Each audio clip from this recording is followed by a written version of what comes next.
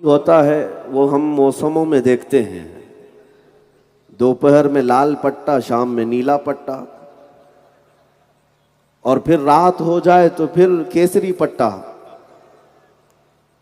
तो वो पट्टे बदलते रहते हैं और उस मजमे का कोई एतबार नहीं। वो 100-200 रुपये नोट पर आने वाले, वोट पर आने वाले। लेकिन मैं दुनिया से कहता हूं, आओ इस मजमे को देखो। ये पैदा हुआ है उस वक्त से लेकर मौत तक एक ही पट्टा अपने गले में रखता है। सुभान अल्लाह, सुभान अल्लाह। और वो पट्टा है निस्बत गुलामी मुस्तफ़ा का, नबी अकरम सल्लल्लाहु ताला अलैहि वसल्लम के लिए। और दूसरी सबसे बड़ी बात ये है कि आपको यहाँ पर 100-200 रुपये दे करके बुलाया नहीं गया, और ना ही यहाँ पर शीरनी और खाने के नाम पर बुलाया गया है। ये सारा जो मजमा आया है, हो सकता है भूखा हो सकता है इसमें मुसाफिर कसरत से हो, लेकिन दुनिया ये देख ले कि हम सहाबा इकराम रिदवानुल्लाह ताला अलैहिम मजमईन की उन मोहब्बतों के वारिस हैं कि जिनका मकसद सिर्फ़ और सिर्फ खाना पीना नहीं था, बल्कि सहाबा ने हमें ये तालीम दी। जब कसरत से भूख लगती हज़रत अबू हुरैरा को, वो एक बार रसूलुल्लाह के चेहरे को देख लेते थे। चेहरे रसूल को देखना भूख का भी इफाका था, मर्ज़ों का भी इफाका था। अजीज़ान गिरामी वक़ार, आज भी अल्हम्दुलिल्लाह यहाँ पर जो कसरत से मजमा है वो मेरे मुस्तफ़ा करीम सल्लल्लाहु ताला अलैहि वसल्लम के नाम पर आया हुआ है।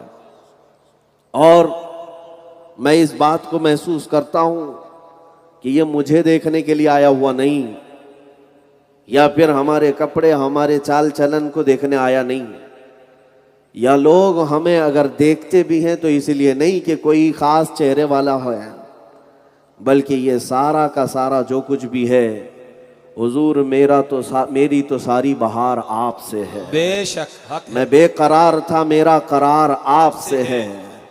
नबी पाक सल्लल्लाहु ताला अलैहि वसल्लम की ज़ात वो है कि बरसों हो जाने के बाद भी आज भी हमारे दिलों के अंदर वो इश्क की गर्माहट चलती रहती है। इसी इश्क से पूरी दुनिया को घबराहट भी है। इसी इश्क से कुछ लोग, अभी मैं बैठा तो कह रहे थे इधर से नज़र नहीं आ रहे, उधर से नज़र नहीं आ रहे, देखने के लिए दूर दूर से आए। मेरे अजीज़ों, तुम तो बहुत करीब आए, हम तो बहुतों को नज़र आ रहे हैं। गुफे में बैठे हुए को भी, और अपने अपने बिल में सुराग में बैठे हुओं को भी नजर आते हैं। यहाँ क्यों नहीं नजर आएंगे? इसलिए नजर आते हैं दूसरों को कि नबी पाक सल्लल्लाहु ताला अलैहि वसल्लम की सच्ची गुलामी और वफादारी का अहद जो किया है, बेशक, और जब तक ये अहद पर कायम रहेंगे इंशाअल्लाहुल अज़ीज़ हर एक को नजर आते भी रहेंगे।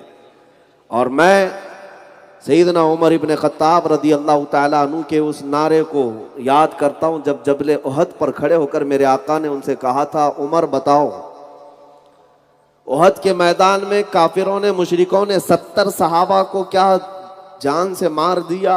उनको ऐसा लगने लगा कि पूरी फतह हो गई। अब जैसे आज के भी बहुत सारे लोगों को ऐसा लगता है, किसी एक को पकड़कर मॉब लिंचिंग कर लें तो सब खत्म हो जाएगा। उहद के मैदान में 70 सहाबा की जानें गई, और उसके बाद वहां पर आए हुए दुश्मन ये नारा लगा रहे थे कि सब खत्म हो गए, उमर भी खत्म, अबू बकर भी खत्म, मोहम्मद भी खत्म सल्लल्लाहु अलैहि वसल्लम। ये नारे लग रहे थे। रसूल पाक सल्लल्लाहु ताला अलैहि वसल्लम बाहयात हैं, उहद के पहाड़ की एक कोह में बैठे थे। रसूल पाक सल्लल्लाहु ताला अलैहि वसल्लम ने हजरत उमर से कहा, उमर उठो और इनका जवाब दो। ये जवाब देना उमर इब्न खत्ताब की सुन्नत है। किसी भौंकने वाले को सुन करके ये मत कहना कि भौंकता है तो भौंकने दे ना।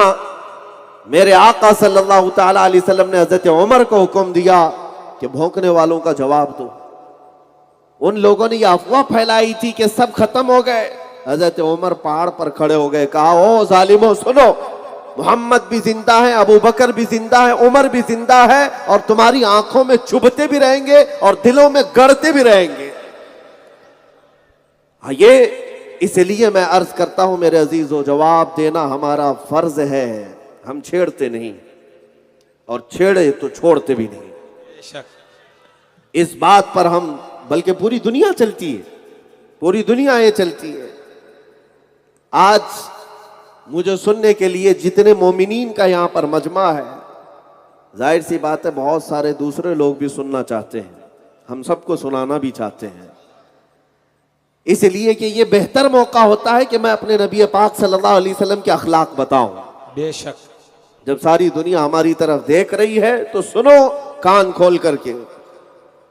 सच फरमाया मौलाना अशरफ साहब ने, हुजूर की जात पर वही उंगली उठाता है जो अनपढ़ होता है, जाहिल होता है, जिसने कभी इल्म की बू बात सूंघी ही नहीं।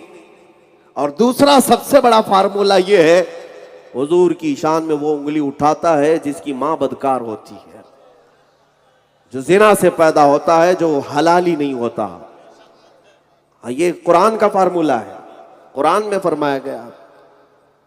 तो इस कैटेगरी में जितने आते हैं वो तो आज भी नजर आ रहे हैं, चीख चीख करके बताते हैं, लोगों देखो हम हलाली नहीं है। लोगों को बताते हैं, देखो लोगों हम हलाल तरीके से दुनिया में नहीं आए।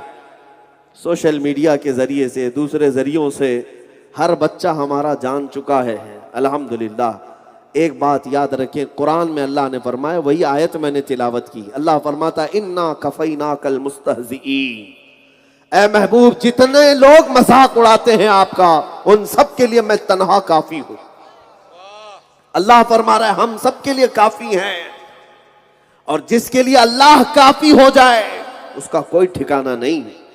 एक हदीस आपने सुनी थी, हुजूर पाक सल्लल्लाहु अलैहि वसल्लम फरमाते, यह हदीस कुदसी है, अल्लाह फरमाता है मन आदाली वलियन फकद आज़नतुहु बिल हर्ब, जो किसी मेरे वली से दुश्मनी करता है, वली की बात है नबी की नहीं, वली से, अल्लाह फरमाता है जो मेरे वली से दुश्मनी करता है मैं उसको अपने साथ जंग का ऐलान करता हूं। अल्लाह फरमा रहा है मैं अपने साथ उससे जंग का ऐलान करता हूं। जब अल्लाह के एक वली से दुश्मनी करने पर अल्लाह जंग का ऐलान करता है तो फिर नबी से दुश्मनी का हाल क्या हो सकता है, और वो भी नबीउल अंबिया से दुश्मनी, सैयदुल अंबिया से, जिसके कदमों की बरकत से सबको विलायत मिली हो, सारे औलिया को। उस सैयदुल अंबिया से अगर कोई दुश्मनी मोल ले तो फिर रब्बे जुल जलाल उसे कहीं का नहीं छोड़ता। हाँ, उसका अंजाम तो बहुत बुरा होना है। आप ये सोचते होंगे कि भौंकने वालों को आज़ादी क्यों मिलती है। कुरान में अल्लाह फरमाता वला यहसबन्नल्लज़ीन कफरू अन्नमा नुमली लहुम खैरुल लिअन्फुसिहिम इन्नमा नुमली लहुम लियज़दादू इस्मा वलहुम अज़ाबुम मुहीन। ये गुस्ताख ये ना समझे कि उनको जो ढील मिली है वो इसलिए कि वो अच्छा कर रहे हैं, बल्कि मौला फरमाता है इसलिए हमने उन्हें ढील दे रखी है ताकि वो और गुनाह कर लें, और कर लें। वलहुम अज़ाबुम मुहीन, और फिर हमने उनके लिए जिल्लत वाला अजाब रखा है, जिल्लत वाला अजाब रखा है। मेरे अजीज दोस्तों, तारीख उठा करके देखो कि अबू लहब बहुत भौंकता था, मरा किस तरह से। अबू जहल बड़ी गुस्ताखियां करता था, मारा किसने और मरा कहां पर। उन गुस्ताखों की एक लंबी फहरिस्त है, सब जिल्लत के साथ दुनिया से गए। वो अबू लहब जो कहता था हुजूर को कि तुम्हारे हाथ टूट जाएं, तुम्हारे हाथ बर्बाद हो जाएं, रब तबारक व तआला ने मैंने नबी की तरफ से दिफा किया, तब्बत यदा अबी लहब, नबी के नहीं अबू लहब के हाथ बर्बाद हो जाए। और अल्लाह रब्बुल इज्जत की जब मार पड़ती है तो जानते हुआ क्या, अबू लहब को एक ऐसी बीमारी घर कर गई, उसके गले में कीड़े पड़े, और वो कीड़े इस कदर सख्त हो गए कि जिस्म के अंदर पूरी बदबू, और जिस्म सड़ने लगा, उसी में उसकी मौत। और अरब वालों का ये रिवाज था, जब इस तरह के कोड़ की या ऐसी बीमारी से कोई मरता था तो उसे दफन भी नहीं करते थे, दफन नहीं किया जाता। अबू लहब के सगे बेटे या उसके जो रिश्तेदार मौजूद थे, मौत के बाद उसको उठा करके एक गड्ढे में लेकर के आए। एक बहुत बड़ा गड्ढा था, उस गड्ढे में धकेल दिया और ऊपर से बड़े बड़े पत्थर उस पर डाल दिए ताकि उसकी बीमारी हम तक ना आने पाए। घर वालों ने इस इबरतनाक अंजाम तक उसे पहुंचाया। नबी के गुस्ताख अगर ये समझता है कि खैर है तो खैर नहीं है। अबू जहल बद्र की वादियों में तड़प तड़प कर खत्म हो गया। उतबा और शैबा जो गुस्ताखियां करते थे, एक बार मेरे आका सल्लल्लाहु ताला अलैहि वसल्लम ने सिर्फ इतना कहा, ए मौला तू अपने शेरों में से कोई, तू अपने कुत्तों में से कोई कुत्ता इस पर छोड़ दे। हुजूर पाक सल्लल्लाहु अलैहि वसल्लम की दुआ थी। और फिर वही उतबा और शैबा जो गुस्ताखियां किया करते थे, एक शेर उनके ऊपर ऐसा हमला आवर हुआ कि टुकड़ों में बदल दिया। और फिर नबी पाक सल्लल्लाहु अलैहि वसल्लम को अजियत देने वाला वलीद बिन मुगैरा, जिसको कुरान ने कहा है ये वलदुज जिना है, जिना से पैदा हुआ। और एक असवद था जिसका नाम असवद बिन वाइल है, आस बिन वाइल है, असवद बिन अब्दुल मुत्तलिब है। ये वो नाम मैं बता रहा हूं जिसके लिए ये आयत नाजिल हुई, इन्ना कफैना कल मुस्तहज़ीन। ये मजाक उड़ाते थे मेरे आका का, बार बार मजाक उड़ाते थे। एक बार जिब्राइल अमीन आए, अर्ज किया या रसूल अल्लाह आप फिक्र ना करें, ये जितने मजाक उड़ाने वाले हैं उनके लिए अल्लाह ने मुझे भेजा है। जिब्राइल अमीन ने एक बार, वो तवाफ के दौरान था, वलीद बिन मुगीरा उसकी तरफ मुंह करके फूंक दिया।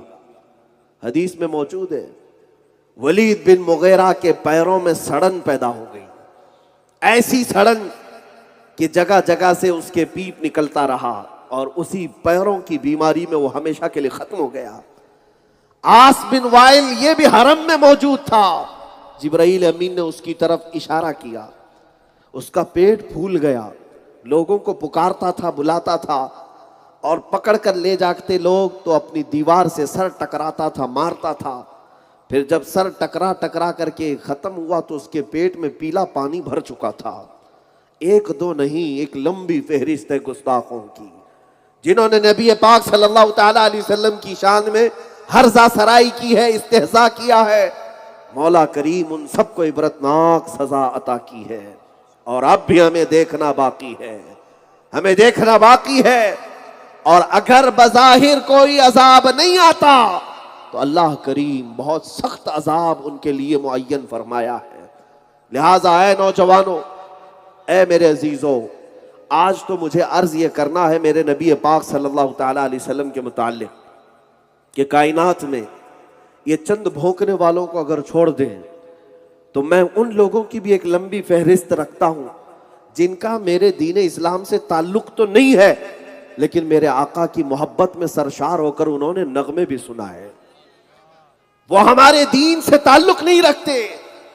जॉर्ज बर्नार्ड शॉ का नाम सुना होगा, बहुत बड़ा एक फिलोसोफर था, एक बहुत बड़ा मुहक्किक दानिश्वर गुजरा है अंग्रेज। जॉर्ज बर्नार्ड शॉ लिखता है कि आज के दुनिया में जितने मसाइल हैं, भुखमरी हो, खुदकुशी हो, जिना हो, चोरी हो, डकैती हो, इन सब को अगर कोई हुकूमत हो या कोई क़ियादत सही कर सकती है तो सिर्फ मोहम्मद की क़ियादत है सल्लल्लाहु अलैहि वसल्लम। ये कौन कहता है? जॉर्ज बर्नार्ड शॉ की लिखी हुई चीज मौजूद है। कहता है अगर मोहम्मद आज भी आ जाएं तो उनकी क़ियादत में सारे मसाइल हल हो जाएंगे, सारे मसाइल हल हो जाएंगे। ये वो लोग कहते हैं जो पढ़े लिखे हैं, जिन्होंने देखा है। इसलिए कि मेरे आका सल्लल्लाहु ताला अलैहि वसल्लम उस मक्का की सरजमीन में मबूस हुए थे जहां हर तरह की बुराइयां मौजूद थी, हर तरह की खराबियां। तुम्हें पता है बच्चियों को जिंदा दफन करने वाली रस्म मक्का में मौजूद है। वहां पर मां और बेटियों को बाजार में लाकर बेच देने की रस्म मौजूद है। पैसा जमा हो जाए तो जुए में उड़ाने की रस्म मौजूद है। और शराब 50-50 साल पुरानी जमा करके पीना, वो भी हरम के अंदर। ये तमाम आदतें उनके अंदर मौजूद है। लेकिन 10 साल का अरसा नहीं गुजरा, 10 साल का अरसा नहीं गुजरा। जो डकैत थे, जो चोर थे, मक्का के हालात बड़े मशहूर थे। वहां के हालात में कैसा इनकलाब आया, एक अरब ने आदमी का बोलबाला कर दिया, खाक के जर्रों को हमदोशे सुरैया कर दिया। खुद न थे जो राह पर औरों के हादी बन गए, क्या नजर थी जिसने मुर्दों को मसीहा कर दिया। मेरे आका सल्लल्लाहु ताला अलैहि वसल्लम की वो नजर इनायत थी और गैरों ने ये पढ़ा है, तभी तो कहते हैं कि आज भी अगर सारे मसाइल हल हो सकते हैं वो निजाम मुस्तफा से हल होंगे, बेशक मेरे आका की क़ियादत से हल होंगे। जब किसी लड़की का रेप होता है, आज भी कुछ लोग चीखते हैं, चिल्लाते हैं, रेपिस्ट को मौत की सजा होनी चाहिए। ये जिसके घर की बच्ची के साथ ऐसा हो जाए, उसकी मां से या उसके बाप से पूछो तो वो तो कहते हैं रेपिस्ट जानी अगर मिल जाए तो हम उसे टुकड़े कर देंगे, हम उसे मार देंगे, हम उसे जला देंगे। तुम्हारे जो जज्बात हैं आज सुनो, लेकिन इस्लाम ने जब ये कहा कि जो बलात्कार करेगा, इस्मतदरी करेगा, उसे संसार कर दिया जाएगा, उस जानी को हमेशा के लिए खत्म कर दिया जाएगा। दुनिया को ऐसा लगा था कि इस्लाम बड़ी सख्त सजाएं देता है, इस्लाम में जारहियत है, तशद्दुद है, लेकिन वही जब तुम्हारे घर की बेटी के साथ हो जाए तब तुम भी कहते हो कि उस रेपिस्ट को मारना चाहिए, जलाना चाहिए। फर्क सिर्फ इतना है कि तुम सिर्फ अपनी बेटियों की इज्जत जो सोचते हो, मेरा मुस्तफा है जो पूरी कायनात की बेटियों की इज्जत का ख्याल करता है। बेशक सुभान अल्लाह। कायनात की बेटियों की इज्जत का अगर ख्याल किसी को है तो वो ताजदार मदीना की जात है। जानते हो, नबी पाक सल्लल्लाहु ताला अलैहि वसल्लम की बारगाह में एक नौजवान आया और कहने लगा मुझे जिना की इजाजत चाहिए। मैं आज आपसे खिताब कर रहा हूं, मुझे पता है हजारों का मजमा यहां पर, सरों पर टोपियां, चेहरों पर दाढ़ियां लेकर के आया है। आप में नमाजी भी हैं और हिजाजी भी हैं, गाजी भी हैं, मुजाहिद भी हैं, सब हैं, लेकिन बहुत सारा यहां पर डिपार्टमेंट का भी एक अमला मौजूद है, प्रशासन भी है, बहुत सारे लोग यहां पर हैं। मैं आज खुल करके बताना चाहता हूं, आप भी सुनो नबी पाक सल्लल्लाहु ताला अलैहि वसल्लम की तारीफ, मुस्तफा करीम सल्लल्लाहु ताला अलैहि वसल्लम के कैरेक्टर क्या थे, अखलाक क्या थे, और ऐसे अजीम इंसान पर जब कभी कोई उंगली उठाता है तो उसके साथ होना क्या चाहिए। आप अपने एतबार से इस चीज का फैसला करें। एक नौजवान आया और कहा मुझे जिना करने की इजाजत दी जाए, किसी औरत के साथ मैं बलात्कार करूं। नबी पाक सल्लल्लाहु अलैहि वसल्लम सहाबा के साथ बैठे हैं, सहाबा गुस्से में आ गए, कहा ये हुजूर के पास आकर ऐसी इजाजत मांगता है। मगर मेरे नबी रहमतुल लिल आलमीन, सहाबा से कहा बैठ जाओ, उसको आने दो, आने दो। तुम और हम हो तो मार करके भगा दें कि ऐसे मजमे में क्या पूछने आ गया। लेकिन वो एक बद्दू शख्स, एक देहात का रहने वाला, वो जब नबी से ऐसा सवाल किया तो मेरे आका ने करीब बुलाया, कहा जिना करने की इजाजत चाहते हो? कहा हाँ मेरी ख्वाहिश है। तब हुजूर ने फरमाया अच्छा मेरे चंद सवालात का जवाब दे दो। कहा कि कुछ लोग तुम्हारी मां से जिना करना चाहते हैं, क्या तुम इस बात को पसंद करते हो? कहा या रसूल अल्लाह आप कैसी बात कर रहे हैं, क्या मैं अपनी मां से जिना की इजाजत किसी को दे दूंगा? हुजूर ने फरमाया अच्छा तेरी बहन के साथ करना चाहते हैं, तू राजी है इस बात पर? उसने कहा नहीं मैं हरगिज इजाजत नहीं दूंगा मेरी बहन के साथ कोई कुछ कर ले। कहा तेरी फूफी के साथ, तेरी खाला के साथ, तेरी बेटी के साथ, किसी तेरे खानदान की औरत के साथ कोई दूसरा जिना कर ले, इसकी तू इजाजत देगा? उसने कहा हरगिज नहीं, मेरे खानदान की एक औरत के साथ भी मैं बुरा देख नहीं सकता। तब मेरे आका सल्लल्लाहु अलैहि वसल्लम ने उस नौजवान को समझाया जैसे तेरी कैफियत है, जब तू अपने घर की बेइज्जती नहीं देख सकता, तो जब तू किसी औरत से जिना का इरादा कर रहा है, यकीनन वो भी किसी की बेटी होगी या मां होगी या बहन होगी, वो भी बर्दाश्त नहीं कर सकता। ये मेरे आका सल्लल्लाहु ताला अलैहि वसल्लम के अखलाक करीमाना थे।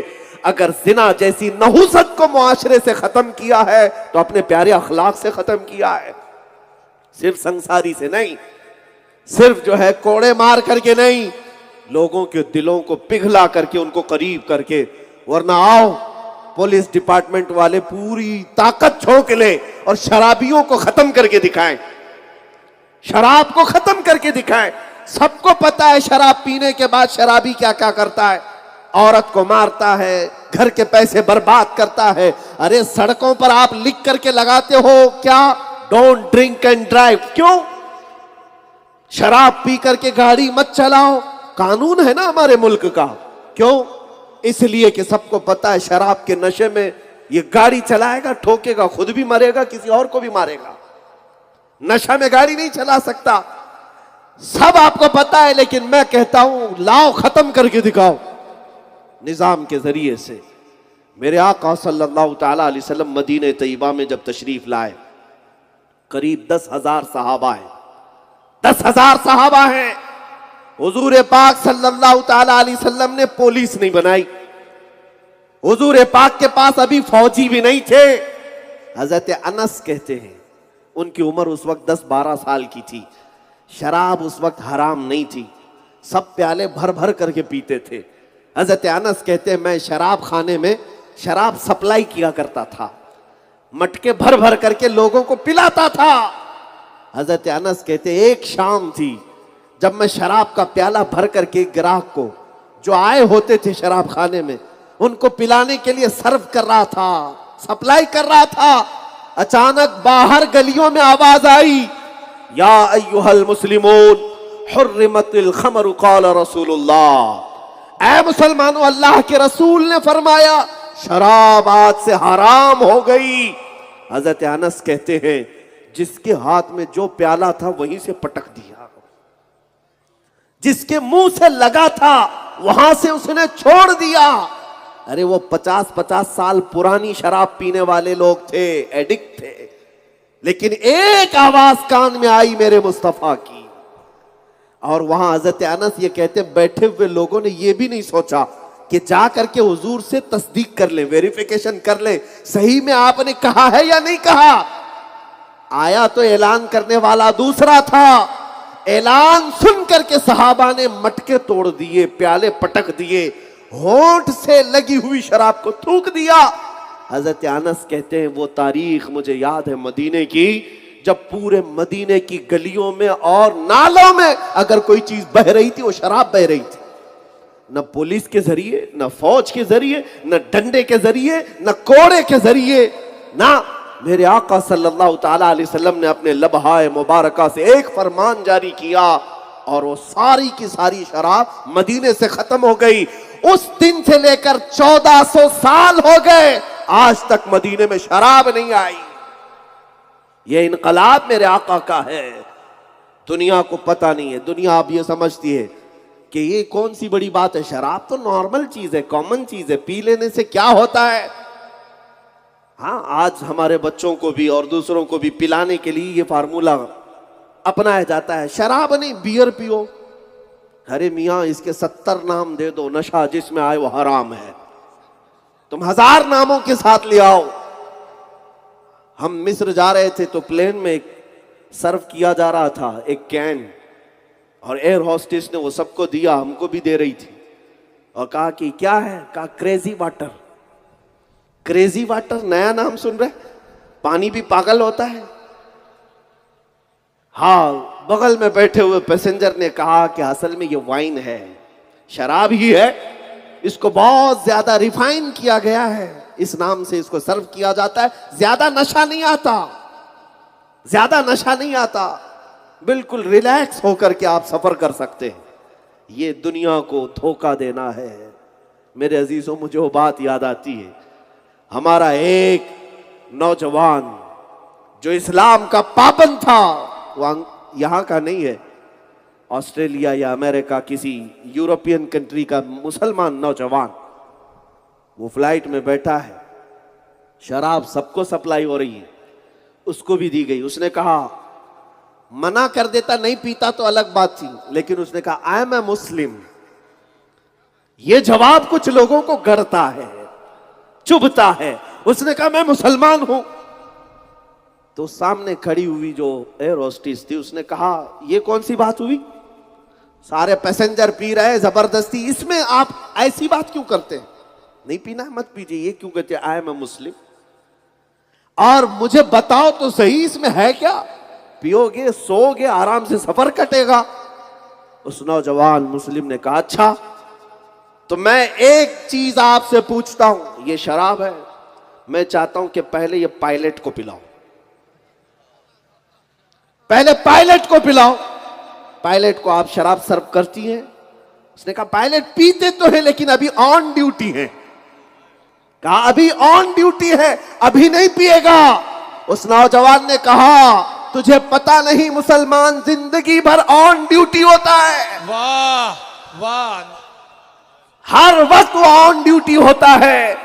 इसलिए कि जहन का सलामत रहना ईमान का सलामत रहना है, और जहन खत्म हो गया तो पता नहीं आदमी कुफ्र भी बक सकता है, शिर्क भी कर सकता है। इसलिए जहन पर पर्दा पड़ने नहीं दिया जाएगा, होशो हवास बाकी रहे ताकि तुम खलत मलत ना कर सको। उन नशेड़ी लोगों को हमने देखा है जो कभी माँ को बीवी कह दे, कभी बीवी को माँ कह दे। उन लोगों की दुनिया ही अलग है जिन्हें कुछ पता ही नहीं रिश्ते होते क्या हैं। जब नशे में आए तो गाली दिया, नशा उतरा तो मोहब्बत किया। भला ये भी कोई जिंदगी है? मैं आज ये कहना चाहता हूं, शराब की नहूसत से इस कायनात को अगर सबसे ज्यादा पाक किसी ने किया वो मेरे मुस्तफा की जात ने, नबी अकरम सल्लल्लाहु अलैहि वसल्लम की जात ने। आज मेरी ये बातें औरतों को बड़ी अच्छी लगेंगी, चाहे वो हिंदू औरतें ही क्यों ना हो। हिंदू औरतें भी अगर जूझ रही हैं आज अपने घरों में मुसीबतें, तो वो अपने शराबी नशेड़ी शोहरों से है, जिनकी वजह से वो तकलीफ में है। घर में कुछ देता ही नहीं, सब शराब में लगाता है। मैं उस जात की बात कर रहा हूं जिसने हर बुरे अखलाक को हमारे मुआशरे से पाक किया है। और आओ मैं तुम्हें बताऊं, मक्का की उस सरजमीन पर जहां सूदी निजाम कायम था, सूद लेना देना इस तरह से था कि गरीब तो गरीब ही होता चला जाता और अमीर अमीर ही होता चला जाता। मेरे मुस्तफा करीम सल्लल्लाहु ताला अलैहि वसल्लम ने हज्जतुल विदा के खुतबे में ये इरशाद फरमाया, सारा सूद मैंने पांव तले रौंद दिया, अब से किसी का सूद नहीं, सूद नहीं चलेगा। तुम उसको बड्डी कह लो, ब्याज कह लो, इंटरेस्ट कह लो। आज पता है पूरी दुनिया इसी मुसीबत से जूझ रही है। इन यहूदियों ने, ईसाइयों ने दुनिया को दोबारा क्रेडिट पर लाकर खड़ा कर दिया है। ये इकोनॉमिक क्राइसिस जो दुनिया में आते हैं, ये सूदी निजाम की वजह से आते हैं। सूदी निजाम, इस्लाम ने इसको हराम करार दिया। दूसरों को भी मैं बताता हूं, हिंदू अगर मेरे मैसेज को सुनते हैं तो सुनो, तुम्हारे यहां बड्डी और ब्याज खुले तौर पर खा लिया जाता हो तो हमारे नजदीक इतना बड़ा गुनाह, इतना बड़ा गुनाह है। मेरे आका ने फरमाया, जिसने सूद का एक लुकमा खाया गोया के काबे के सामने उसने मां से जिना किया। इतना बड़ा गुनाह है। क्यों? इस कदर बड़ा गुनाह और इस कदर बड़ी वईद क्यों रखी गई सूद में? मेरे आका ये नहीं चाहते कि माशरे में डिसबैलेंस हो जाए, कोई गरीब गरीब रह जाए, कोई अमीर अमीर हो जाए। ये मेरे मुस्तफा की नजरें हैं जो सबको यकसां देखना चाहती हैं। कुल्लुकुम मिन बनी आदम व आदम मिन तुराब, तुम सब के सब आदम के बेटे हो और आदम को मिट्टी से पैदा किया गया है। ये मेरे आका सल्लल्लाहु अलैहि वसल्लम है। आज लड़कियों की इज्जत के बारे में बात आती है। इन नौजवान लड़कियों को आज पता नहीं है मेरे आका ने इनका मकाम कितना बुलंद किया। औरतों से भी मैं कहता हूं, तुम्हें पता है यूनान एक बहुत पॉश हुकूमत को कहा जाता है। रोमन एम्पायर उस जमाने की सुपर पावर ताकतें थी, लेकिन उनके जमाने में औरतों का क्या मकाम था पता है? 5-5 जंजीरें बांध करके उनको बाजार में लाया जाता था। औरतों को 2 पैरों में, 2 हाथों में, 1 गले में जंजीरें बांधकर जानवरों की तरह रखा जाता था। औरत का मकाम नहीं था। और सती की रस्म तो यहां हिंदुस्तान में थी कि अगर किसी औरत का शौहर मर जाए तो सती का रिवाज यहां था कि औरत को भी जला दिया जाता था। औरत को जला दिया जाता। उसका क्या कसूर है बेवा औरत का? लेकिन चंद दिनों के बाद ये सती की रस्म खत्म हुई। फिर क्या किया जाने लगा? इन बेवा औरतों को जंगल में छोड़ा जाने लगा कि ये मुआशरे में रहेंगी तो अब शगुन है, अब शगुन है, ये रहेगी तो बरकत खत्म हो जाएगी। इन औरतों को जो आज लिबरल औरतें टीवी मीडिया पर बैठ करके चीखती हैं कि इस्लाम ने औरतों को पाबंद बना दिया, घर की 4 दीवारी के अंदर बुरके में कैद किया, तुम्हें पता नहीं मेरे मुस्तफा ने लड़कियों को कहां से कहां पहुंचाया। जब जिंदा दफन की जा रही थी तब मेरे आका ने फरमाया, ऐ लोगों दफन मत करो, एक बेटी को भी अगर परवरिश करके शादी करके दे दिए तो जन्नत मुझसे ले लेना, मैं तुम्हारे जन्नत में ले जाने की जमानत देता हूं। जन्नत की बशारत दी एक बेटी की परवरिश पर। तुम्हें पता नहीं है, ये भौंकने वाली जाहिल औरतों से मैं कहता हूं, जरा इस्लाम को पढ़ो, मेरे आका को पढ़ो। जानते हो, एक जगह मेरे आका तशरीफ ले जा रहे हैं, रात का वक्त है, सहाबा साथ में थे। एक घर पर आसमान से लेकर छत तक कोई रोशनी है, रोशनी। सहाबा देख रहे थे और सरकार से पूछा, या रसूल अल्लाह, ये रोशनी कैसी जो आसमान से इस घर पर खास, बाकी किसी घर पर नहीं? मेरे आका ने देखा घर की तरफ और मुस्कुरा कर फरमाया, जाओ देखो, उस घर में या तो किसी यतीम बच्चे की परवरिश हो रही होगी, या तो आज ही उस घर में बेटी पैदा हुई होगी। सहाबा कहते, हम जा करके उस घर को मालूम करते हैं। जो रात के वक्त जिस घर के छत पर रोशनी आ रही थी आसमान से, दरवाजा खटखटा करके लोगों से पूछा, क्या है तुम्हारे घर में? घर वालों ने कहा, आज हमारे घर में बच्ची की विलादत हुई, बेटी पैदा हुई। बेटी के पैदा होने पर मेरे आका सल्लल्लाहु ताला अलैहि वसल्लम ने जन्नत की बशारत दी। इन खवातीन को पता नहीं, जो आज सड़कों पर निकली हुई पड़ोस मुल्क की खवातीन थी, मेरा जिस्म मेरी मर्जी, मुझे जैसा चाहे वैसा करने दो। तुम्हें पता नहीं है मेरी बहनों, दुनिया तुम्हें कुत्तों से भी ज्यादा गंदा देखना चाहती है, और ये औरत समझती है ये फैशन है। फैशन नहीं, मर्द की हवस ऐसी कि ये वो मर्द जो ख्वाहिशात के पुजारी हैं, वो औरतों को स्टेज पर नंगा देखना चाहते हैं। वो इसलिए नहीं कि वो इज्जत करेंगे, अरे ये राल टपकाने वाले कुत्ते उन बच्चियों की क्या इज्जत करेंगे? वो सिर्फ और सिर्फ अपनी ख्वाहिशात नफसानी की तकमील चाहते हैं, सिर्फ और सिर्फ अपना जिस्मानी सुकून चाहते हैं, जिसके लिए नौजवान लड़कियों के लिबास को निकाल दिया गया। हाफ लिबास में आओ, खट लिबास में आओ। इसलिए नहीं कि ये बहुत बड़ा फैशन है, बल्कि कुछ ऐसे हवस के पुजारी तुम्हें नंगा देखना चाहते हैं, और ये बच्चियां समझती नहीं। इनको ऐसा लगता है कि ये मुआशरे का फैशन है। फैशन नहीं, ये जानवर बनाना चाहते हैं, जानवर। आओ, इस्लाम क्या कहता है? मेरे अजीजों, बुर्के के खिलाफ लड़ने वाले इन जाहिलों को पता नहीं है, हमारी बच्चियों को अगर बुर्का पहनाया गया तो इसलिए नहीं कि उनको हम दूसरा मकाम देते हैं, इसलिए कि उनको हम कीमती समझते हैं। हर ऐरा गैरा नत्थु खेरा औरतों की तरफ नजर ना उठाए, इसलिए कि इंसानों के अंदर जिस्मानी ख्वाहिशात ऐसी हैं। और ये तो बेवकूफ़ी की बात है ना, बेवकूफ़ी की बात है। ये कहते हैं कि तुम अपनी निगाहें नीची रखते क्यों नहीं? अगर हम औरतें हाफ लिबास में आती हैं, कट लिबास में आती हैं, तुम ऐसी नजरों से तुम्हारी नजरों की कथा है, उलमा को कोसती हैं, या जो भी इनको बोलने आए उसी को उल्टा हमला करती हैं। ये कैसी बेवकूफ़ी की बात है? तुम पेट्रोल और आग करीब में रखती हो और कहती हो आग को दूर जलना चाहिए, आग को दूर जलना चाहिए। ऐसा नहीं होता मेरे अजीजों। आपको पता है कुरान पाक मुकद्दस किताब है, उसको गिलाफ लगाते हैं कि नहीं लगाते? गिलाफ लगाते हैं। खाने काबा मुकद्दस मकान है, खाने काबा पर गिलाफ लगाया जाता है। क्यों? काबे को ठंडी लगती है, काबे को गर्मी लगती है जो काला कपड़ा ओढ़ाया जाता है, या मजार पे चादर डाली जाती, क्यों? क्या औलिया को ठंडी और गर्मी लगती है? नहीं, गिलाफ और चादर इसलिए डाला जाता है कि उनकी अजमत शान बताई जाए। काबे का गिलाफ उसकी शान बताता है, कुरान का गिलाफ उसकी शान है, मज़ारात की चादर उनकी शान है। इसी तरह मेरी माँ और मेरी बहन का बुर्का उसकी शान है, उसकी शान है, अजमत शान है। नबी पाक सल्लल्लाहु ताला अलैहि वसल्लम के वो अखलाक करीमाना मैं तुम्हें बताना चाहता हूँ मेरे अजीजों। कायनात के सबसे आला अखलाक पर अगर कोई दुनिया में आया, वो मेरे मुस्तफ़ा की जात है। जॉर्ज बर्नार्ड शॉ की बात मैंने किया। सर थॉमस एक अंग्रेज मुफक्किर है, वो कहता है काश मैं मोहम्मद सल्लल्लाहु अलैहि वसल्लम के जमाने में पैदा होता और उनको अपने करीब से देखता तो मैं उनके पाँव को धो करके पीता। और इतना ही नहीं, हमारे देश के मोहनदास करमचंद गांधी वो खुद लिखते हैं कि अगर कभी मुझे अपने अंदर यकीन कॉन्फिडेंस लेवल पैदा होता है तो प्रॉफेट मोहम्मद सल्लल्लाहु अलैहि वसल्लम की तालीमात पढ़कर पैदा होता है। Confidence level.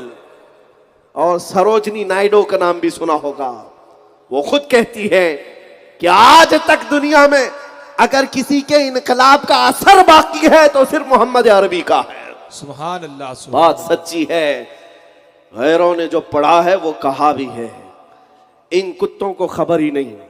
बहुत सारे दुनिया में इनकलाब आए लेकिन चले गए, खत्म हो गए, तारीख के हिस्से के साथ साथ वो भी चले गए।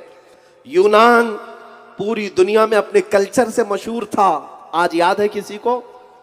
मिस्र का कल्चर मशहूर था, खत्म हो गया। रोमन एम्पायर का कल्चर मशहूर था, खत्म हो गया। रशिया में इनकलाब आया, मार्क्स का, लेनिन का और कम्युनिज्म का, सोशलिज्म का। दुनिया में कई इनकलाब आए। डेमोक्रेसी पहले नहीं थी, डेमोक्रेटिक इनकलाब आया। लेकिन बहुत सारे इनकलाब, ये जो रेवोल्यूशन आए, 100 साल, 200 साल, 150 साल, 250 साल, उसके बाद तारीख के हिस्से में खत्म हो गए। लेकिन एक रेवोल्यूशन मदीने से उठा, मेरे आका सल्लल्लाहु अलैहि वसल्लम का लाया हुआ इनकलाब। ये जमाने की आंधियों के साथ खत्म नहीं हुआ, बल्कि आज हालत ये है कि उनके मानने वाले कभी कम नहीं हुए। जितनी आंधियां चलाई जाएं ये बढ़ते ही जाते हैं। इस्लाम की फितरत में कुदरत ने वो लचक दी है, जितना ही दबाओगे उतना ही वो उभरेगा। ये मेरे आका का इनकलाब है जो आज भी मौजूद है, आज भी मौजूद। मैं आज जो मैसेज दे रहा हूं उन लोगों को जो मेरी तकरीर सुनते हैं, वो आप में से नहीं, मैं मेरे आका सल्लल्लाहु अलैहि वसल्लम की तालीमात बता रहा हूं। जानते हैं उनके अखलाक करीमाना ये थे कि आपने फरमाया था कि रास्ते से तकलीफ की चीज हटा देना भी सदका है। वो कांटा बर्दाश्त नहीं करते, वो रास्ते में पत्थर बर्दाश्त नहीं करते, बल्कि मदीना तैयबा में उस वक्त अरबों का हाल था, तलवार लेकर चलते थे। हुजूर सल्लल्लाहु अलैहि वसल्लम के सामने एक साहब तलवार लटकाए अपने कंधे पर आ रहे थे, तलवार की नोक सामने थी।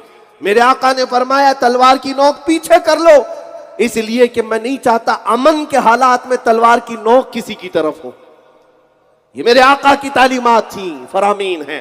वो तलवार की नोक भी अमन के हालात में दूसरों के सामने देखना पसंद नहीं करते।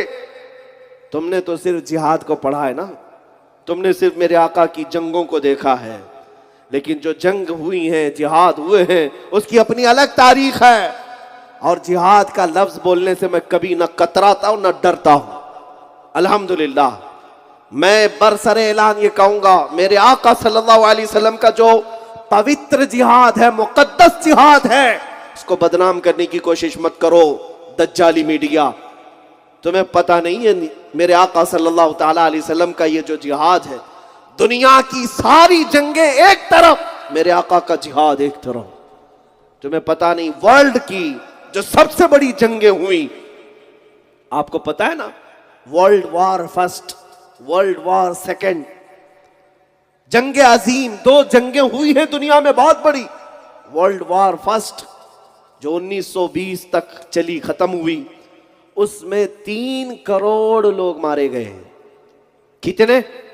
3 करोड़। और वर्ल्ड वॉर सेकंड जो हुई, दूसरी जंग अजीम, जिसमें बर्तानिया, इंग्लैंड, फ्रांस, जर्मन, इटली और तुर्की, फिर रशिया, ये सब के सब मुलविस रहे। दूसरी जंग अजीम में 5 करोड़ के करीब लोग मारे गए, बेघर हुए, जख्मी हुए। 3 करोड़, 5 करोड़। और दुनिया की आज भी जो जंगें हो रही हैं, लाओ, रशिया जो आज यूक्रेन पर हमला करके कितनों की जानें ले रहा है, तुम्हें नजर नहीं आता? मीडिया पर बैठ करके दलाली करने वाले तो कब्रों से भर गया है। ये जुल्म की नई नई दास्तानें तुम लिखते हो और आओ मेरे मुस्तफा के जिहाद पे बात करते हो।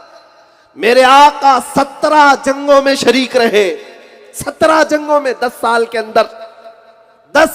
अंदर 17 जंगें हुई। तुम्हारी एक जंग में 3 करोड़, दूसरी जंग में 5 करोड़, और आज भी चल रहे लाखों की तादाद में। तारीख क्यों नहीं पढ़ते? मेरे आका 17 जंगों में शरीक हुए और कुल 17 जंगों में दुश्मनों की तरफ से जो लोग मारे गए वो कुल 248 लोग थे। सिर्फ 250 की तादाद में पूरे 17 जंगों में लोग मारे गए, और फिर भी ये चीख रहे हैं जिहाद जिहाद जिहाद। दुनिया की ये सारी चीजें तुम्हें नजर नहीं आती? कितनों की जाने यहां पर ये दबंग लोग ले चुके। आज जिसके पास ताकत है उसे कोई दहशतगर्द नहीं कहेगा। अमेरिका जो चाहे कर ले, रशिया जो चाहे कर ले, इन भीगी बिल्लियों की जुबान से कभी नहीं निकलता कि रशिया आतंकी हमले कर रहा है, रशिया यूक्रेन को दबा रहा है। कोई नहीं कहेगा। ये मीडिया पर बैठा हुआ इसको वार कहेंगे, आपसी जंग कहेंगे, और कहीं किसी मुसलमान का नाम आ जाए, चाकू भी नजर आई, तो आतंकवाद है, दहशतगर्द है। ये दुगली पॉलिसी, ये डबल रोल, ये मुनाफिकत का चेहरा, जिसकी वजह से तुमने आज जहर भर रखा है। पूरे हिंदुस्तान में जहर भरा हुआ है। मेरे अजीजों, मैं हिंदुओं से भी कहूंगा कि जब कभी कोई बात सुनो तो पहले उसकी तहकीक करो। व्हाट्सएप यूनिवर्सिटी पर ईमान मत लाओ। ये जो व्हाट्सएप से गश्त करती हैं खबरें, जिस चीज को घुमाया जाता है यहां पता ही नहीं चलता। मैंने बहुत दिन पहले ही सुना था, ये व्हाट्सएप में फैलाने वालों का हाल ऐसी ही है कि एक बादशाह के घर में उसकी जो मलिका थी वो बड़ी खुश थी। वो मलिका से क्या हुआ था, उस मलिका की जो खादिमा थी, उस खादिमा ने आकर के कहा, बहुत खुश थी। मलिका ने पूछा क्या हुआ? कहा हमारे चुन्नू को मुन्ना पैदा हुआ, हमारे चुन्नू को मुन्ना पैदा हुआ। इतनी मलिका भी खुश हो गई। बादशाह आया, पूछा क्या हुआ? कहा हमारी जो धोमन है ना, खादिमा, उसके घर में चुन्नू को मुन्ना पैदा हुआ। बादशाह बड़ा खुश, कहा कि मिठाइयां लाओ, मेरी बेगम खुश है तो मैं भी खुश। मिठाइयां बांटी गई। वजीर भी एक दूसरे से कह रहे, अरे खुशी का दिन है आज, साहब मिठाइयां बट गई। एक अक्लमंद वजीर ने पूछा बादशाह से, बादशाह सलामत साहब, मिठाइयां खा लिए, सब जगह खबर चल रही है खुशी की, बताएं तो ये आखिर कौन है ये चुन्नू और ये कौन है मुन्ना? बादशाह ने कहा ये तो मैंने भी नहीं पूछा। कहा पूछता हूं। बेगम से जाकर पूछा कि ये कौन है? बेगम कहती मैंने भी नहीं पूछा। वो खातिमा से मैंने भी नहीं पूछा। वो धोबन आएगी तो मैं पूछ के बताती हूं चुन्नू का मुन्ना कैसे पैदा हुआ। तो शाम को आई तो मलिका ने पूछा कि तेरी खुशी में तो सब मिठाइयां बट गई, मैं पूछना भूल गई, ये कौन है? तो धोबन कहती चुन्नू मेरे गधे का नाम है, और आज उसके घर, आज उसको एक बच्चा हुआ, उसको हम मुन्ना कह रहे हैं। वाह, पूरी सल्तनत चुन्नू के मुन्ना में खुशियां मना रही है। ये व्हाट्सएप दुनिया यही कर रही है आज। किसी को ये बात पड़ी नहीं कि तहकीक कर ले कहां से आई वीडियो, किसी को ये बात पड़ी नहीं है कहां से आई ये खबर, नहीं, बस फैलाए जाओ, फैलाए जाओ। इस दुनिया में मेरे अजीजों, आप ये आतंकी मीडिया से भी बचो, दज्जाली मीडिया से भी बचो। ये जो जहर फैलाने वाले व्हाट्सएप, सोशल मीडिया, फेसबुक, इससे भी बचो, क्योंकि कुरान का हुक्म है जब कोई फासिक तुम्हारे पास खबर लाए तो उसकी तहकीक करो, उसकी तहकीक करो, वरना बाद में शर्मिंदगी उठानी पड़ेगी।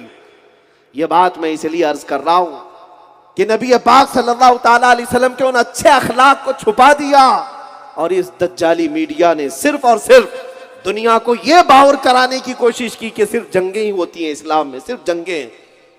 हाँ, इन्हें पता नहीं है। मैं इसीलिए आपको देख रहा था कि आप एक नारे में जो हाथ उठा रहे हैं, लब्बैक या रसूल अल्लाह में हाथ लहरा रहे हैं। मेरे अजीजों, मैं एक जुमला उनसे भी कहूँगा, या आशिकाने मुस्तफ़ा के अपने नबी के लिए हाथ उठ सकते हैं तो जालिमों की कलाई तोड़ने के लिए भी उठ सकते हैं।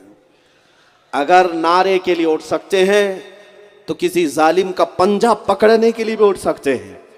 यह और बात है कि आज तुम्हारे सब्र का और हमारे सब्र का इम्तिहान लिया जा रहा है, और हमारे ईमान का इम्तिहान लिया जा रहा है। हम इस मुल्क के वफादार शहरी हैं, हम इस मुल्क की सरजमीन को खून खराबे में नहीं देखना चाहते। यहां फसाद होगा, कत्लो गारत होगी तो इसमें हमारा भी घर जलेगा, पड़ोस का भी घर जलेगा। जंगों में कभी अमन नहीं होता, फसाद होने पर कभी सुकून नहीं होता, लेकिन कुछ आतंकी ऐसे हैं जो पूरे मुल्क को आग में झोंक देना चाहते हैं।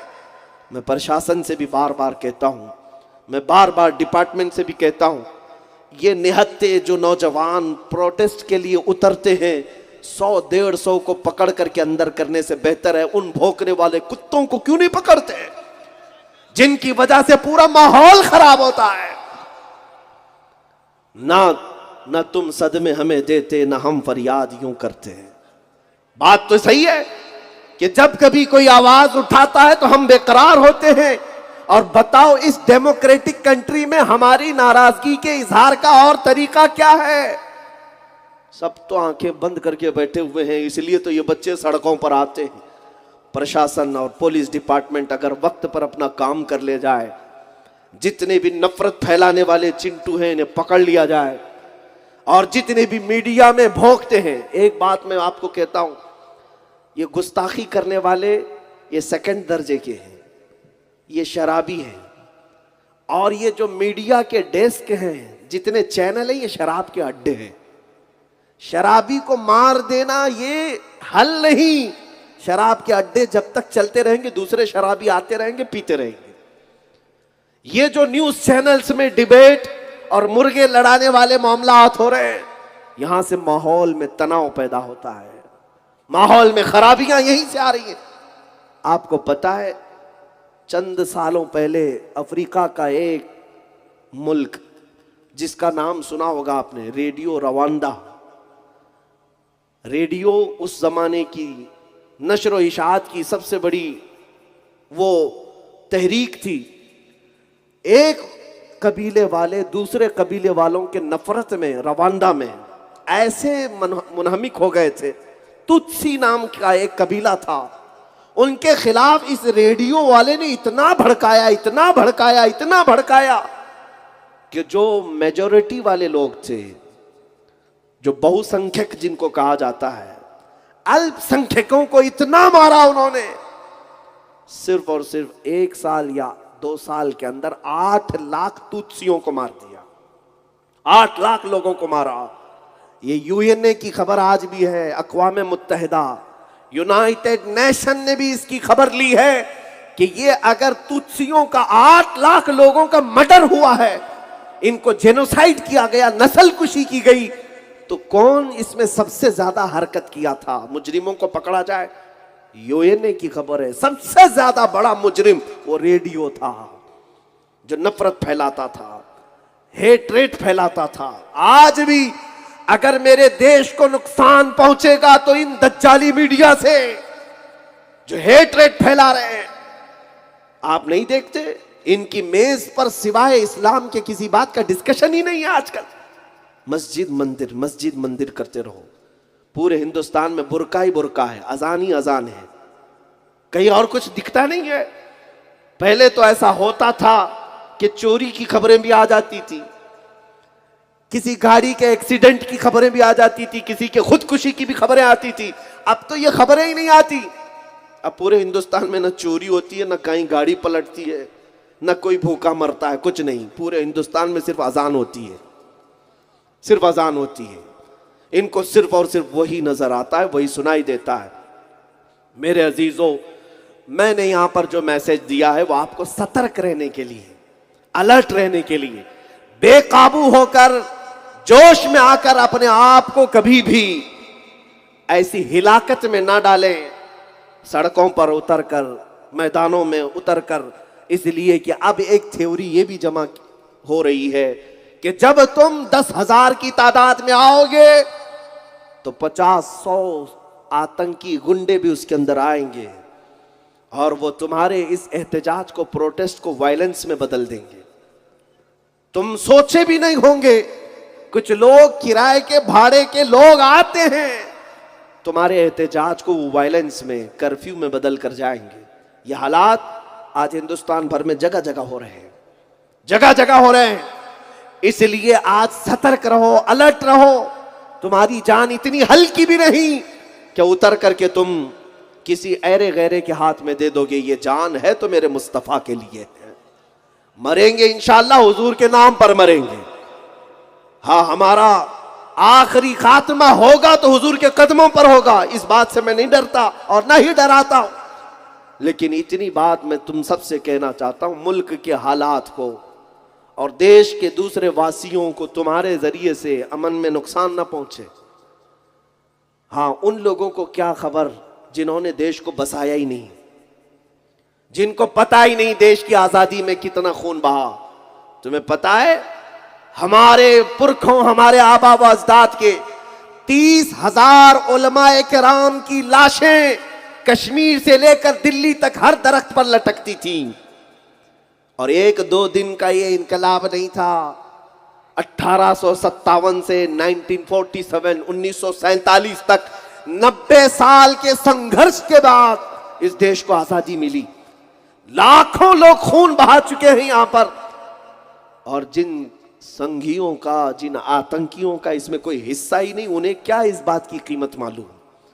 जो घर बनाया होता है उसे अपने घर की फिक्र होती है, और जिसको मुफ्त में मिला है वो इसी तरह फिर से फसाद मचाना चाहता है। उनको खबर नहीं इस चीज की। लेकिन तुमको तो पता है ये देश मेरे ख्वाजा का देश है, ये देश मेरे कुतुबुद्दीन बख्तियार काकी का है, यहाँ साबिर अलाउद्दीन भी है, मेरे आला हजरत भी हैं। मैं इस देश का गद्दार नहीं, वफादार हूं। लेकिन साथ में ये बात याद रखे, मैं जमीन पर चलता हूं, जमीन पर चलता हूं तो मेरी हर सांस पर मेरे मुस्तफा की मोहब्बत साथ चलती है। हाँ, मैं पुलिस डिपार्टमेंट या दूसरे लोगों से ही कहता हूं, आप इतने लोग हमसे कहते हैं क्यों इतना भड़कते हैं, क्यों इतना जोश में, या आप आक्रोश दिखाते हैं। कुछ लोगों के जहन में ऐसी बात है। हम कहते हैं मियां, हमने कभी आज तक हिंदुस्तान में रहने वाले 200 से ज्यादा धर्म वालों के धर्म को नहीं छेड़ा। सबको आजादी है। हिंदुओं की किताबें जितनी भी मुकद्दस है, सनातन धर्म हो, आर्यन हो, बौद्ध हो, जैन हो, मैंने सब पढ़ा है। यहाँ क्रिश्चियन भी हैं, सिख भी हैं, वो भी हमने पढ़ा है। इनकी किताबें भी हमने देखी है, सबके मुकद्दसात। हमारी वो फील्ड नहीं है कि इन सब के पास जा जा करके छेड़छाड़ करें। सब तो यहां साथ रह रहे थे। लेकिन अगर हमारा गुस्सा उबलता है तो इसलिए कि हमने कभी राम के मुतालिक चरित्र पर बात नहीं की, हमने कृष्णा के चरित्र पर बात नहीं की, हमने कभी गौतम बुद्ध के बारे में बात नहीं की, हमने कभी गुरु नानक के चरित्र के बारे में बात नहीं की, हमने कभी यहां के मुकद्दसात के बारे में बात नहीं की। तो तुम कौन से कुत्ते हो जो मेरे मोहम्मद अरबी पर भौंकते हो? तुम्हें क्या हक बनता है मेरे दीन पर उंगली उठाने का? जब हम किसी दीन और धर्म पर बात नहीं करते, तुम अपने दीन में जैसे रहना हो रहो, हमें क्या फर्क पड़ता है। मगर इतनी बात कान खोल करके सुन लो, तुम हिंदू रहो, तुम क्रिश्चियन रहो, तुम यहूदी रहो, तुम ज्यूज हो, तुम सिख हो, बौद्ध हो, जैन हो, आर्यन हो, सनातनी हो, मुझे इससे गरज नहीं। लेकिन इतनी बात कहूंगा, जिस धर्म में भी रहना है मेरे नबी से छेड़छाड़ मत करो। नबी करम की जात पर अगर उंगली उठाओगे तो फिर हम जवाब भी देंगे। इसलिए कि अगर तुमने ये समझ रखा है कि ये कौम सिर्फ बिल्डोजर से डर जाएगी, अगर ये कौम सिर्फ लाठी डंडों से डर जाएगी, तो चंगेज भी करके देख चुका है, हलाकू भी करके देख चुका है, यजीद भी करके देख चुका है, लाखों बच्चों को हमारे कत्ल करके भी देख चुका है।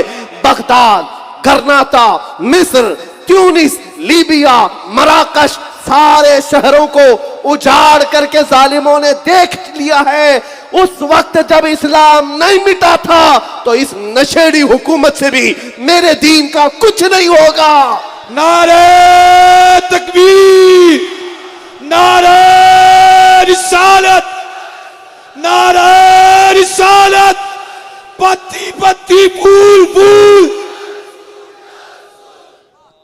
तुम्हारे डराने से और धमकाने से कुछ नहीं होगा। मेरा कुरान इस बात का शाहिद है।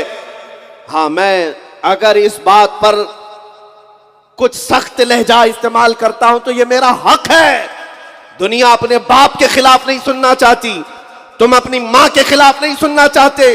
कान खोल करके सुन लो, हमारे लिए मां बाद में, बाप बाद में, पहले मेरे मुस्तफा है। हमारे लिए मेरे मुस्तफा की जात जान से बढ़ करके है। अगर तुम्हें गाली देने का शौक ही है तो दो मुझे गाली दो। अगर तुम्हें कोसने का शौक है तो मेरे माँ बाप हैं, कोस सकते हो। गालियां देना है तो मेरे खानदान को, लेकिन इतनी बात है, हो सकता है मैं समझौता कर लूं, मैं माफ कर दूं और खामोश बैठूं, अखलाक का मुजाहरा कर सकता हूं। लेकिन मेरे नबी की शान में गालियों के बाद खामोश बैठना यह अखलाक नहीं, यह बुज़दिली है, बेगैरती है। बल्कि हुजूर के अखलाक पर कोई उंगली उठाए, जवाब देना ही ऐने अखलाक है। बेशक बेशक बेशक, यही ईमान है, ये हमने सीखा है। और मैं यहां पर यह बात अर्ज करूं, मेरा दीन कल भी ना रुका था, आज भी नहीं रुकेगा और सुबह क़यामत तक नहीं रुकना है। हाँ, हम किसी को छेड़ नहीं रहे, साफ ये बात कर रहा हूं। मैंने ये यकीन दहानी भी कराई है कि मुझे किसी कौम को छेड़ना नहीं है, किसी भी धर्म वाले को जबरदस्ती ठेस पहुंचाना नहीं है। लेकिन अगर मुझ पर बीती हुई आफत को मैं बयान करूंगा तो ये मेरा कानूनी अधिकार है, ये मेरा कानूनी हक है। आज अगर मेरी जुबान तेज है तो सिर्फ इसलिए कि तुमने हमारे बच्चों को भी मारा, तुमने हमारे घर लूट लिए, तुमने बिल्डोजर से सबको गिरा दिया। हम तो देख रहे हैं, कश्मीर जल रहा था, बर्मा जल रहा है, त्रिपुरा जल रहा है, आसाम में क्या से क्या ना हुआ, सब तो देख ही रहे थे। कहां हमने आवाज उठाई? लेकिन हर चीज पर खामोशी नहीं रखी जा सकती, हर चीज पर चुप्पी नहीं रखी जा सकती। जब तुम जान के साथ छेड़छाड़ करोगे, वो जान है मेरे मुस्तफा की जात, तो फिर बोलना होगा। इसलिए कि अब भी ना बोले तो हमसे ज्यादा बेगैरत कोई नहीं होगा, हमसे ज्यादा एहसान फरामोश कोई नहीं होगा। मेरे नबी के एहसानात मुझ पर इतने हैं जितने मेरे जिस्म में बाल भी नहीं, तुम्हें पता है। और आज मैं यहां अलल ऐलान कह करके जाता हूं कि ये हमारा मुकाबला उन गुस्ताखों से है, पूरी कौम से नहीं, उन पाखंडियों से है जो मेरे नबी की शान में भोंकते हैं। और इस पादाश में, इसके अंजाम में अगर तुम ये सोचते हो कि हमें फांसी पर चढ़ा दिया जाए, हमारे जिस्म के टुकड़े काट दिए जाएं, तो भी सुन लो, डरा उसे जिसे जीने का शौक हो। हम तो रोज रात ये सोच करके सोते हैं, मलकुल मौत आए, रूह निकाले, मेरे आका से मुलाकात तो हो जाए। सुभान अल्लाह। हाँ, इस बात का खौफ नहीं रखता, अल्हम्दुलिल्लाह। हाँ, एक बात मैं खुलकर कहूंगा, हमारे जिस्म की हड्डियों से गोश्त तो उतर सकता है, मगर हमारे कल्ब से मोहब्बत नबी और उनका नाम कभी नहीं खत्म हो सकता, कभी नहीं खत्म होगा। नबी पाक सल्लल्लाहु ताला अलैहि वसल्लम से जो ताल्लुक है हमारा, मैंने तो हुजूर के अखलाक इसलिए बताया कि दूसरे भी सुने, दूसरे लोग भी सुने कि वो कायनात में सबसे बड़ा इनकलाब लाने वाली जात थी। शराब को खत्म किया, जिना को खत्म किया, चोरी को खत्म किया, बलात्कार को खत्म किया, सूद को खत्म किया, क्या क्या नहीं बुराइयों को मिटाया मेरे आका ने। उस अजीम जात को तुम छेड़ते हो आज, जिसने माओं का रुतबा बताया, जिसने बूढ़ों के साथ इज्जत के साथ पेश आने का हुक्म दिया, जिसने बच्चों पर शफकत के साथ पेश आने का हुक्म दिया, उस जात को छेड़ते हो। जिसने तहारत, नजाफत, पाकीज़गी का हमें दर्स दिया, पेशाब के छींटे से बचने का हुक्म दिया, जिस रसूल ने इतना पाक किया है हमें, उस रसूल के साथ तुम छेड़छाड़ करते हो। आज दूसरे तो दूसरे, वो जानवरों की आवाज पर बेकरार होने वाले रसूल, लकड़ी के रोने पर बेकरार होने वाले रसूल, उस रसूल को गालियां दी जाएंगी तो हम बेकाबू होते हैं। हमें दर्द होता है, हमें तकलीफ होती है इस बात की कि उस नबी पाक को जब हम याद करते हैं और रात भर मुसल्ला बिछाकर हम निकम्मों के लिए रोया करते, हम गुनहगारों के लिए रोया करते, मेरे बाद आने वाली उम्मत को मौला तू माफ करते। हम गुनहगारों के लिए जो रसूल रोया करते, कब्र में जाकर रोए, मेराज में मेरे रब की बारगाह में हमारी बख्शिश का सवाल करते रहे, उस रसूल पर अगर तुम भोंकोगे तो हम छोड़ेंगे। मेरे अजीज़ों, आज मेरा मैसेज यही है, जो जान मांगो तो जान देते हैं, जो माल मांगो तो माल दे दें, मगर ये हमसे कभी ना होगा, नबी का जाहो जलाल देते हैं। और उन जालिमों को भी मैं पैगाम दूंगा, ये ख्याल और ये सपना देखना तुम भी छोड़ दो, ये सपना देखना तुम भी छोड़ दो कि इस्लाम का विनाश कर देंगे, इस्लाम बहुत जल्दी ख़त्म कर देंगे। तुम अपने जिस्म से खुजली नहीं मिटा सकते हैं, मेरे दीन को मिटाने की बात करते हो। अभी हम अनकरीब देखेंगे इंशाअल्लाह कौन बाकी रहता है, किसका चर्चा रहता है। तुम नबी पाक की शान में भोंकते रहे, इन कीड़ों का हाल तो इतना ही है, बरसात में आते हैं और चले जाते हैं। हर ज़माने में कोई कीड़ा आता है और चला जाता है, लेकिन इस धरती पर अगर कुछ बाकी रहता है तो वो यही है, रहेगा यूं ही उनका चर्चा रहेगा। सुभान अल्लाह, रहेगा यूं ही उनका चर्चा रहेगा, पड़े खाक हो जाएं जल जाने वाले। या रसूल अल्लाह, मिट गए मिटते हैं मिट जाएंगे, आदा तेरे न मिटा है न मिटेगा कभी चर्चा तेरा। हमने उनको भी देखा है जो मेरे नबी पाक की शान में किताब लिख करके लाए हैं और गुस्ताखियां कर करके यहाँ तक पहुँचे कि नाम बदलना पड़ा, धर्म बदलना पड़ा।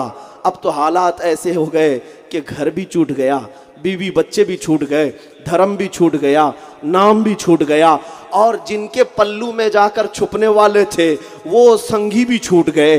पैसों का मामला था और कुछ भी नहीं था। ये धोबी का कुत्ता ना घर का रहा ना घाट का रहा, आज सड़कों पर सो करके लोगों को पुकार कर कहता है मेरे साथ जुल्म हो रहा है। अभी तो देखिए इब्तिदा है, इंतहा क्या होती है। तूने मेरे नबी पाक की शान में बकवास किया और हर्जा सराई की, इसका अंजाम तो अभी शुरुआत है। वो दिन भी देखने को हमें मिलेगा जब तू पड़ा रहेगा और कुत्ते तेरे चेहरे पर पेशाब किया करेंगे और दुनिया को ये बताएंगे मेरे नबी की शान में जो गुस्ताखी करेगा उसका इबरतनाक अंजाम होगा। बाकी रहा मेरे आका का चेहरा मुबारका, तेरे ऐब लगाने से वो कभी ऐबदार नहीं होगा। सूरज की तरफ मुंह करके थूकने वाले को क्या होता है तुम्हें पता है, उसका चेहरा खुद ही थूक से आलूदा होता है। मगर मेरे मुस्तफ़ा करीम की साथ ये है जिनको देखने वालों ने तो कहा है व अहसनु मिनका लम तर क़त्तु आइनी व अजमलु मिनका लम तलिदिन निसाओ खुलिक़्त मुबर्रअम मिन कुल्लि ऐबिन कअन्नका क़द खुलिक़्त कमा तशाओ। वो अकल के अंधे, वो पाखंडियों, तुमने सुना कहा मेरे आका को? आशिकों को देखते, उनकी जुबान से सुनते तो पता चलता मेरे नबी की जात क्या है, उनका चेहरा क्या है। मुख चंद बदर शाशानी ये, माथे चमके लठ नूरानी ये, काली जिल्फते अख मस्तानी ये, मखमूर अखें हिन मद भरिया, उस सूरत नू मैं जान अखा की जान जहां अखा, सच अखा रब दी शान अखा, उस शान तो शाना सब नबिया। सुभान अल्लाह मा अजमलका मा अकमलका मा अहसनका, किथे मेहर अली किथे तेरी सना, गुस्ताख अखे किती जा अड़िया। इकबाल ने कहा था हो ना ये फूल तो बुलबुल का तरन्नुम भी ना हो, चमने दहर में कलियों का तबस्सुम भी ना हो ना ये साकी तो मैं भी ना हो, खुम भी ना हो, बस में तौहीद दुनिया में ना हो, तुम भी ना हो। खीमा अफलाक का इस्तादा उसी नाम से है, नबज़े हस्ती तपशा मादा उसी नाम से है। दश्त में दामने कोहसार में मैदान में है, चीन के शहर मराकश के बयाबान में है, चीन के शहर मराकश के बयाबान में है, और पोशीदा हर मुसलमान के ईमान में है। उस नाबे नबी को तुम कहां से निकालोगे? मेरी अजानों में मोहम्मद मोहम्मद है, मेरी नमाजों में मोहम्मद मोहम्मद है, मेरा बच्चा पैदा होता है उसके कान में मोहम्मद मोहम्मद है, और जब हमारा किसी का इंतकाल होता है उसकी कान में भी हम मोहम्मद मोहम्मद कहते हैं। कब्र में रखते हैं तो मोहम्मद मोहम्मद है। हमारे सीने में दिल के अगर दो टुकड़े भी करो, एक पर अल्लाह हो एक पर मोहम्मद मोहम्मद है। तुम कहां से खुरच कर निकालोगे, कहां से छीन कर निकालोगे मेरे नबी पाक की जात को? उस खालिक कायनात ने हर जगह खुशबू मोहम्मद को बसाया है। अगर वो ना हो तो ये कायनात बेरंग है। वो न थे तो कुछ न था, वो जो न थे तो कुछ न था, वो जो न हो तो कुछ न हो। जान है वो जहान की, जान है तो जहान है। मेरा मोहम्मद हाशिर है, मेरा मोहम्मद खातिम है, मेरा मोहम्मद आकिब है, मेरा मोहम्मद फातिह है, मेरा मोहम्मद कासिम है, मेरा मोहम्मद फातिह है, मेरा मोहम्मद मोमिन है, मेरा मोहम्मद मुती है, मेरा मोहम्मद मुजक्किर है, मेरा मोहम्मद अब्तही है, मेरा मोहम्मद हिजाजी है, मेरा मोहम्मद करशी है, मेरा मोहम्मद तिहामी है, मेरा मोहम्मद मक्की है, मेरा मोहम्मद मदनी है, मेरा मोहम्मद करीब है, मेरा मोहम्मद ताहा है, मेरा मोहम्मद यासीन है, मेरा मोहम्मद मुसम्मिल है, मेरा मोहम्मद मुदस्सिर है, मेरा मोहम्मद शकूर है, मेरा मोहम्मद मुनीब है, मेरा मोहम्मद मक्की है, मदनी है, कुल जहां उसके कदमों में है। तुम कहां कहां से नोच कर निकालोगे? सुन लो कान खोलकर, मैं मानता हूं ऐ अक्ल वालों, मेरा मोहम्मद खुदा नहीं है, मगर दिलों में ये नक्श कर लो कि वो खुदा से जुदा नहीं है। नारे तकबीर, नारे रिसालत, लब्बैक लब्बैक लब्बैक या रसूल अल्लाह, लब्बैक या रसूल अल्लाह, लब्बैक या रसूल अल्लाह। बस मेरे अजीज हो, मैं अपने इख्तिताम पर हूँ। जलसे का इख्तिताम करीब है। मैं अब और ज़्यादा देर आपको इस मैदान में नहीं बिठाऊंगा। बस इस अहद के साथ, वैसे मुझे भी अब ख़त्म करके अपनी भी तैयारी करनी है। मैं मसरूफ़ भी था और आपको पता है कि लोमड़ी के बच्चे ने 17 तारीख को बुलाया, हमने नहीं बुलाया। पहला एक वक्त था रमज़ानुल मुबारक का, हमने 17 रमज़ान को बुलाया था। और पता नहीं खुदा की कुदरत ऐसी कि वो जालिम कुत्ता फिर 17 को ही बुलाना है। लेकिन उस वक्त भी दुनिया देख रही थी, आज भी दुनिया देखती है, और पता चलेगा कौन हलाली है और कौन हरामी है। ये बात पता चलेगी। मेरे नबी की शान कल भी थी, आज भी और हमेशा रहेगी। इस्लाम कल भी था, आज भी और हमेशा। हाँ, पड़े खाक हो जाएं जल जाने वाले। अजीज़ा ने गिरामी, इस अहद के साथ उठो, जो ज़िंदगी के लम्हात बाकी हैं तुम्हारे पास, ये मेरे मुस्तफ़ा की अमानत हैं, उनके हवाले कर दो। जो सांसें तुम्हारे दिल में धड़क रही हैं, तुम्हारे सीने में धड़क रही हैं, ये मेरे नबी के नाम पर हैं, हुजूर के लिए वक्फ कर दो। आज तुम बदल सकते हो, सिर्फ तुम्हारे बदलने की देर है। जिस दिन तुम बेदार हो गए और हुजूर की सच्ची ग़ुलामी में आ गए, तुमने महसूस कर लिया कि जीना है तो मेरे नबी की तरह जीना है। मुझे हुजूर के अखलाक पसंद हैं, दुनिया के मक्कारों के अखलाक नहीं। दुनिया जिसको फैशन कहती है, मैं उस चीज़ को नहीं मानता। कायनात का सबसे हसीन चेहरा आमिना के लाल का है, मुझे पता है, आपको भी पता है।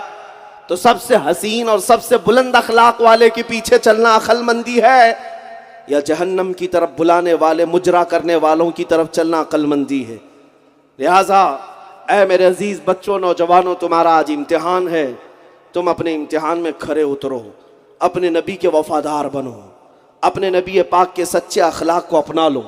झूठ, दगा, गीबत, फसाद, कत्ल, गारत, शराब, जुआ, नशा, औरतों की तरफ गलत निगाही, जिना, बलात्कार, इन तमाम चीज़ों को अपने मुआशरे से ऐसे ख़त्म करो, ऐसे ख़त्म करो जैसे कैंसर के फोड़े को ख़त्म किया जाता है, जैसे आग को दूर किया जाता है। इस तरह से अपने मुआशरे से इन बुराइयों को ख़त्म करो। और फिर दुनिया आज तुम्हारी तरफ देख रही है। ये भौंकने वाले मीडिया वालों को 1000 भौंकने दो, लेकिन तुम अपने अखलाक से साबित करके बताओ, सच्चे अखलाक किसी के हैं तो वो मोहम्मद के ग़ुलामों के हैं सल्लल्लाहु अलैहि वसल्लम। मेरे आका सल्लल्लाहु अलैहि वसल्लम के अखलाक सबसे आला हैं। वो तुम्हारे अमल से मालूम होना चाहिए, सिर्फ और सिर्फ तुम्हारे जोश से नहीं, तुम्हारे अमल से। और तुम आज के दिन यहाँ से अहद करके उठोगे। गंदे गाने और फिल्मी दुनिया ने तुम्हें बर्बाद कर रखा है। इंटरनेट की दुनिया ने तुम्हारी आंखों को बेहया कर रखा है। तुम रात की तन्हाइयों में अपने इंटरनेट और मोबाइल के जरिए से अपने अखलाक को कत्ल किए जा रहे हो। गंदी तस्वीरें, गंदी फिल्मों में तुम अपना ईमान बर्बाद किए जा रहे हो। ऐ नौजवानों, ये दुनिया हमेशा की नहीं है। अनकरीब मलकुल मौत तुम्हारे पीछे है। रूह कब्ज करेंगे और ले जाएंगे तुम्हें उसी कब्रिस्तान में जहां तुम्हारे आका से तुम्हारी मुलाकात होनी है।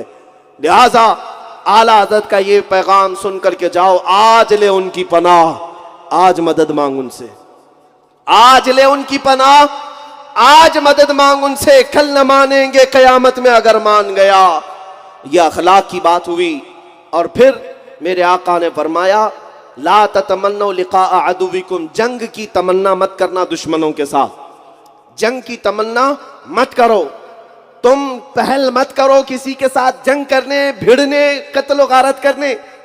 लेकिन मेरे आका सल्लल्लाहु अलैहि वसल्लम ने फरमाया, जंग की तमन्ना मत करो, लेकिन तुम्हारे सर पर कोई मुसल्लत हो जाए तो फिर साबित कदम हो जाओ, फिर मजबूती के साथ खड़े हो जाओ। इसलिए कि दुनिया शायद ये समझती है कि सिर्फ और सिर्फ उनके ही यहाँ मर्द हैं, उनके ही यहाँ जवान हैं। उन्होंने कभी उन माओं को नहीं देखा जो खालिद बिन वलीद पैदा करती हैं, उन माओं को नहीं देखा जो सलाहुद्दीन पैदा करती हैं। हाँ, इंशाअल्लाह अज़ीज़, आप में अगर इनकलाब आएगा तो इसी मुआशरे से सानी सलाहुद्दीन उठेगा, इसी मुआशरे से खालिद बिन वलीद का परतव और उनका गुलाम कोई आशिक उठेगा इंशाअल्लाह। बस बदलने की देर है। और दुनिया अगर जुल्म बहुत ज्यादा हो जाए तब भी अंजाम करीब होता है। ये जितना कुछ हो रहा है ये अपने इख्तिताम को पहुंचेगा, ज्यादा नहीं होगा। अल्लाह करीम फरमाता है, वमल्लाहु बिगाफिलिन अम्मा यअमलु ज़ालिमून, अल्लाह जालिमों के कामों से बेखबर नहीं। इन्नमा युअख्खिरुहुम, थोड़ा सा उनको ढील दे रहा है, लियौमिन तशख़सु फ़ीहिल अब्सार, उस दिन तक के लिए ढील देता है जब सबकी आंखें देखेंगी कि अल्लाह क्या करेगा, अल्लाह क्या करेगा। जालिम अगर ये समझता है कि सब सही चल रहा है तो अनकरीब वो किस औंधे मुंह गिरेगा वो आप भी देखेंगे इंशाअल्लाह। सब तख्त उलट जाएंगे, सब ताज उछाले जाएंगे और देखेंगे हम इंशाअल्लाह। मेरे अजीजों, बस तुम्हारी जिम्मेदारी ये है कि तुम बुज़दिल मत बनो, कायर मत बनो, बेईमान मत बनो, सौदेबाजी मत करो, इधर उधर की जासूसी मत करो, अय्याशी में मत पड़े रहो। जीना हो इस धरती पर तो सीना तान करके मेरे मुस्तफा की गुलामी में जियो।